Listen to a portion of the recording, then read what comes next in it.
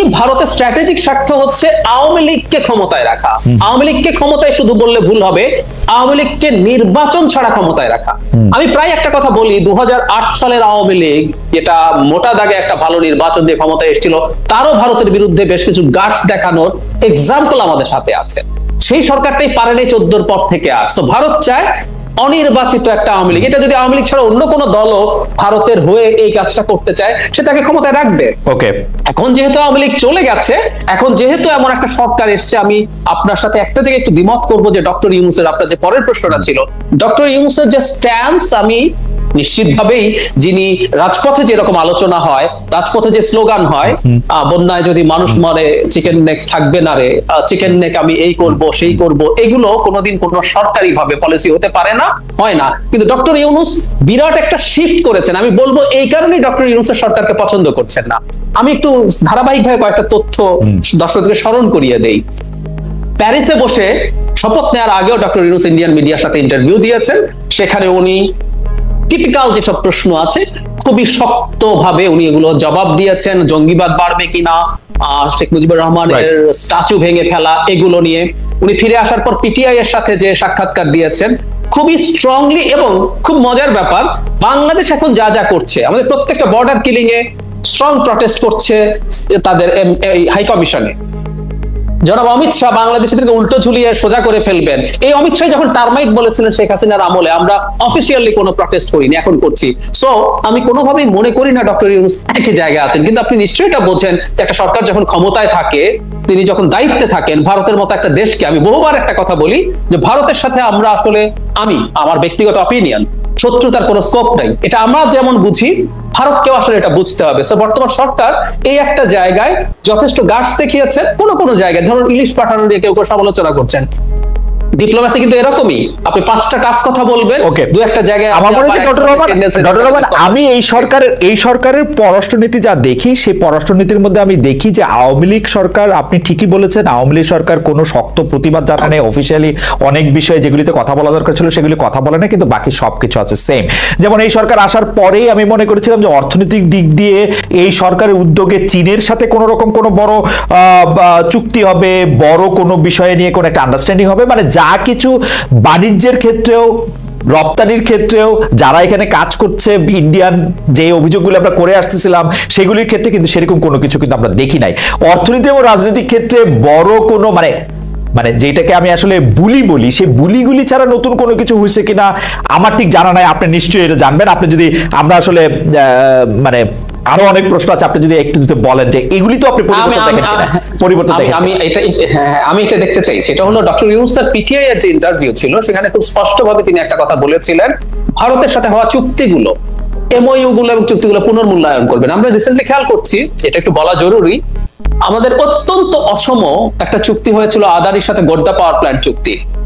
এটা নিয়ে এখন রয়টার্সেও রিপোর্ট হয়েছে যে এটার মধ্যে আমাদের ছেড়ে চলে যাওয়ার, মানে বেরিয়ে যাওয়ার ক্লজ নাই, এবং আমরা যদি বেরিয়ে যাই $12 বিলিয়ন ক্যাপাসিটি চার্জ পুরোটা দিতে হবে, এবং এই সময়ের মধ্যে যত বিদ্যুতের যে চার্জ তা 34% দিতে হবে।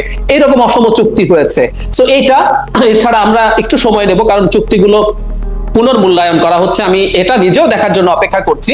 বিশেষ করে এমওইউ গুলোর তো কোনো লিগ্যাল ভ্যালিডিটি নাই, যেসব অসম এমওইউ আছে এগুলো সবগুলো বাতিল করে দেওয়া উচিত। তবে আমি এটুকু বলি যে ভারতের সাথে হওয়া সব এমওইউ চুক্তি বাতিলের চেষ্টা করতে হবে, আমি সেটা বিশ্বাস করি। ডক্টর রহমান, এটা নিয়ে নিশ্চয়ই আমাদের আরো কথা বলতে হবে। আদানির সাথে চুক্তিটা কি ভারতের সাথে চুক্তি হিসেবে বিবেচিত কিনা? আমাদের মতো একটা এনার্জি এবং পাওয়ার হাঙ্গ্রি একটা দেশের পক্ষে এখন আমরা সেই চুক্তি থেকে বেরিয়ে আসবো কিনা সেটা একটি প্রশ্ন। আমি চুক্তি থেকে যতটুকু বুঝছি যে এক্সিট ক্লজ অন্যান্য জায়গায় যেরকম থাকে, এটার মধ্যে এক্সিট ক্লজ সেরকমই আছে।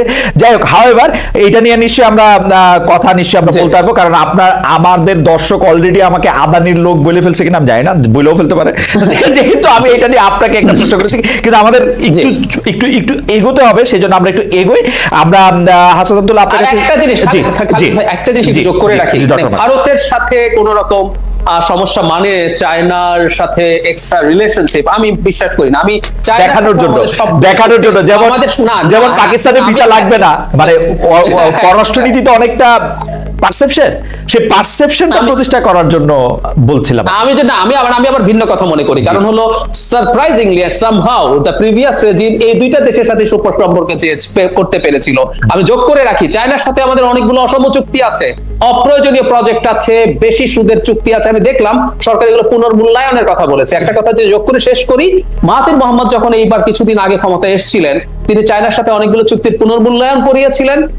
সেগুলো ঋণ শোধ করার টেনিউর বাড়ানো হয়েছে, সুদের হার কমানো হয়েছে, ব্যয় কমানো হয়েছে। সো চীনের সাথে এটা করা দরকার বলে আমি বিশ্বাস করি। কিন্তু ফ্যাক্ট রিমেইনস, ডক্টর রহমান, আলোচনার জন্য শুধু আমি কথাটা বলে রাখি, এই জুলাই মাসের 9 তারিখেই শেখ হাসিনাকে চীন থেকে সফর একদিন সংক্ষিপ্ত করে চলে আসতে হয়েছিল, যেটি নিয়ে আসলে সাবেক প্রধানমন্ত্রী অনেক আজে বাজে কথা বলেছেন যে মেয়েকে জ্বরের জন্য এই সেই। কিন্তু আধুনিক, মানে আপনি যেহেতু ভূ রাজনীতি বিশ্লেষণ করেন, এগুলি দেখেন, ডিপ্লোমেসি, মানে আমি আর শুনি নাই কিন্তু কোন রাষ্ট্রপ্রধান বন্ধু প্রতিম কোন রাষ্ট্র থেকে যুদ্ধ না লাগলে একদিন সফর সংক্ষিপ্ত করেছেন।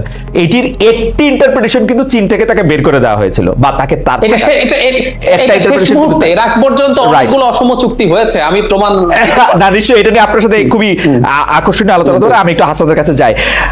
জনাব হাসান আব্দুল্লাহ, আগস্টের 5 তারিখের পর থেকে আপনারা ছাড়া যারাই দাবি দেওয়া নেয় মাঠে নামছে, তাতে আওয়ামী লীগের ষড়যন্ত্র, প্রতি বিপ্লবীদের কর্মকাণ্ড বলছেন আপনারা। এর সত্যতা কি আছে, নাকি আপনাদের মাঠে থাকার কৌশল এটি?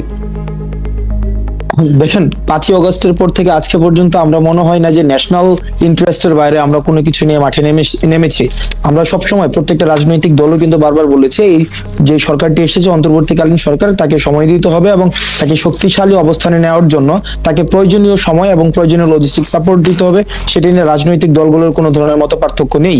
কিন্তু আমরা দেখেছি যে পার্সোনাল পারপাস সার্ভ করার জন্য বা কোনো ইনস্টিটিউশনাল পারপাস সার্ভ করার জন্য এখনই আমাকে দিতে হবে। যেমন আজকে আমরা যখন এই মুহূর্তে আপনার সাথে কথা বলছি, ঠিক কিছুক্ষণ আগেই পল্লী বিদ্যুৎ এবং আরইডির মধ্যে একটি সমস্যা হয়, এবং তারা কিন্তু বাংলাদেশের 24টা জেলা, খুব সম্ভবত 24টা বা 14টা জেলায় কিন্তু তারা মানে ব্ল্যাক আউটে চলে যায়, যে তারা কাজ বন্ধ করে দিবে, এবং কালকের মধ্যে যদি তাদের দাবি মেনে না নেওয়া হয় তাহলে 64 জেলাতেই তাদের কার্যক্রম বন্ধ করে দিবে। এখন এই ধরনের দাবিগুলো আমরা এগুলাকে সন্দেহের চোখে দেখি। আপনি এখনো পর্যন্ত দেখবেন না যে বৈষম্য বিরোধী ছাত্র আন্দোলন এখনো পর্যন্ত কোনো ব্যক্তিগত স্বার্থ বা ইনস্টিটিউশনাল ব্যক্তিগত স্বার্থ করার জন্য, ব্যক্তিগত স্বার্থে আপনি পথে কিভাবে নামবেন? আপনি কি ব্যক্তিগত স্বার্থে যে আমি আরো বেশি মিষ্টি খেতে চাই, এই ধরনের তো পথে কেউ নামেও না। এবং রাজনীতি দেখেন, মানে দেশের স্বার্থের বাইরে আর আন্দোলন কি হয়? আপনারা তো সবই মানে ব্যক্তিগত। তাহলে দেখেন, এখন যে আন্দোলনগুলো হচ্ছে, বিভিন্ন সময় যে আন্দোলনগুলো হচ্ছে, বেশিরভাগ কিন্তু প্রাতিষ্ঠানিক যে আন্দোলন, অর্থাৎ কোন একটা ফোর্স চাচ্ছে, রিটায়ারমেন্ট একটা গ্রুপ। এখন তো দেখা গিয়েছে কি ক্লাব গভর্নমেন্ট হয়ে গিয়েছে, বিভিন্ন রিটায়ার্ড অফিসাররা তারা ক্লাব বানাচ্ছে, ক্লাব বানায় তারা আবার চাকরিতে ফিরতে যাচ্ছে। আপনি কিচ্ছু মনে করবেন না হাসান আব্দুল্লাহ, আপনার কথার সাথে আমি শেখ হাসিনার কথার অনেক মিল পাচ্ছি। আমি মিলটা ধরাই দিই। মিলটা কিরকম আমি আপনাকে বলি। ধরেন আপনারা যারা কোটা বিরোধী আন্দোলন করছেন, বাংলাদেশের ঘটনার সাথে যুক্ত করতে চাই যে গত 15 বছর আওয়ামী লীগ ক্ষমতায় থাকার সময় হিন্দুদের বাংলাদেশ ছেড়ে চলে যাওয়ার হার অতীতের কোন সময়ের থেকে কম ছিল না, বরং কিছু ক্ষেত্রে হয়তো বেশি ছিল। তারা অত্যাচারিত হয়েছে, এতে কোনো সন্দেহ নাই। বেনজির আহমেদের খুবই লাকসই উদাহরণ ডক্টর রহমান দিয়েছেন, যে মানে এবং মজার ব্যাপার হচ্ছে ডক্টর রহমান বেনজির কিন্তু কোনো কিছু লুকিয়ে করেন নাই, তিনি সাইনবোর্ড লাগিয়ে মানে প্রতিটা জিনিস প্রকাশ ছিল, প্রতিটা জিনিস প্রকাশ ছিল, মানে কোনো ইনভেস্টিগেটিভ রিপোর্টের দরকার ছিল না কিন্তু তাকে এটি সামনে নিয়ে আসা। Sorry doctor Rahman. একদম তাই, ভেরি ফাইন। আমি খুব চমৎকার ভাবে যোগ করেছেন। তো ওই যে বললাম, তাহলে